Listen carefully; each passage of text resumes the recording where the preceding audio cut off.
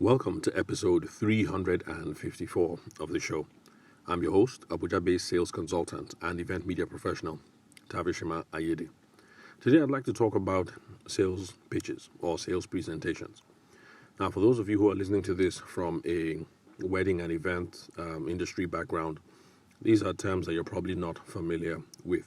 Although people who are in the commercial space, you work in the banking sector, you work in corporate, you work in public relations or any of those industries, then you're already used to the idea of a presentation or a sales pitch, because in these industries, you do have to make some form of a pitch or another to secure the deal with the client. So PR people, you go in, you make the pitch.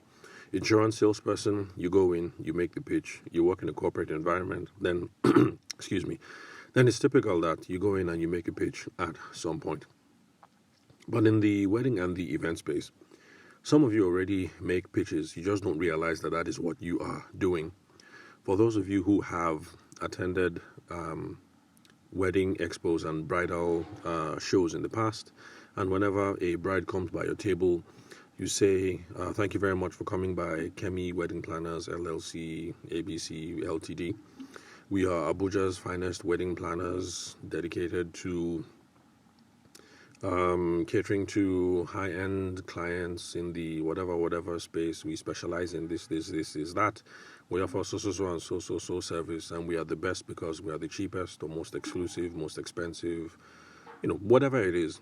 That whole spiel, that is the sales pitch, and that is the presentation. So some of you might not be aware of what these terms mean, but actually you have been doing it for a very long time. Because each time you are at a networking session and a potential customer comes your way, somebody says, Kelechukwu is getting married in December. You just launch into your spiel. Like, my name is Kemi of Wedding Planners, blah, blah, blah. I do XYZ. I help ABCD. I'm the best, the most exclusive, the most this, the most that. And it's not just wedding planners who do that. Photographers also have these presentations laid out. What else? Videographers. People have most people that I've run into already have this sort of spiel laid out. Cake artists, for some reason, don't seem to have that pitch all prepared. The thing that they have memorized to tell people about who they are, the company they work for, why they're the best, why you should work with them, services that they provide, things like that. So there are lots of people who already intuitively or in actual practice have been using pitches and presentations. Now, if you've been listening to the podcast for any length of time, you know that I recommend that you shouldn't start off this conversation with a potential client with a pitch, because the problem with the pitch is twofold. Number one, the pitch is all about you. My name is this is the company I work for, this is what we do, these are the services we provide, this is why we're the greatest, this is where we're the best. And of course, it ends with some version of, and this is the reason why you should end up working with us. Now, because it is all you focused and not focused on the other person, you run the risk of coming across as salesy, pushy, and aggressive. And that's a problem. Because most people want to do business with that they know, that they like, and they trust. And nobody likes somebody who is just aggressive and pushy. And the second problem with it is that if you notice in this presentation that you have memorized, you kind of have assumed a number of things. That number one, the person needs your service. And that number two, that's it pretty much. You've assumed that the person needs your service and in the particular order of which you have memorized the things. So, yes, it's good to let people know that you're a wedding planner, but don't assume everybody needs a wedding planning service or the particular flavor of wedding planning service or wedding photography or wedding videography that you provide. So the initial contact actually should be to figure out what it is that they need, and that is what I advocate for on the podcast. Now, however, there are lots of people out there who do not agree with me and who think that a sales pitch is the absolute best way to start off a presentation. To start off a relationship. So if you're one of those people and you're going to start off with the sales pitch anyway, this is what I recommend, and this is what is going to help cure your approach of most of the deficiencies. When most people memorize the presentation and they just show up and then throw up, they just vomit all over the potential client, the average person stops talking and then says nothing. Then, of course, the other person says, let me think about it. Now, some people, when faced with that, just assume that clients are indecisive. They don't know what they want. They don't know what they need. Clients are confused. Clients are dishonest. But actually, that, let me think about it, is a very practical response, because you've come before this potential client, and for 3 or 4 minutes straight, you have gone into this whole thing about who you are, what you do, why you're the best, blah, blah, blah, blah, blah. 3 minutes of talking, or 2 minutes of talking, or however long it takes, is a lot of information. So there's a lot that the person has to digest. And then, of course, since we're in the wedding and the event space, the person, of course, has to remember some of this information and relay it back to the GM, assuming you were talking about planning the end-of-year Christmas party, or relay it back to their significant other, to the fiance or fiancé, husband, wife, boyfriend, girlfriend, whatever. And let's say it is a party that you're talking about planning. The person has to remember all this information and then, of course, relate it to mommy or daddy or Auntie Kate or whoever it is that is head of the planning committee. So actually, it is a reasonable response to expect that once you show up and you throw up on this person, the person is going to say, let me think about it. They're not indecisive. The problem is with the whole pitch orientation in the first place. However, like I've said, if you're going to assume that the pitch is the best way to go about it, then don't end your pitch by keeping quiet or end with a statement. Always end with a question.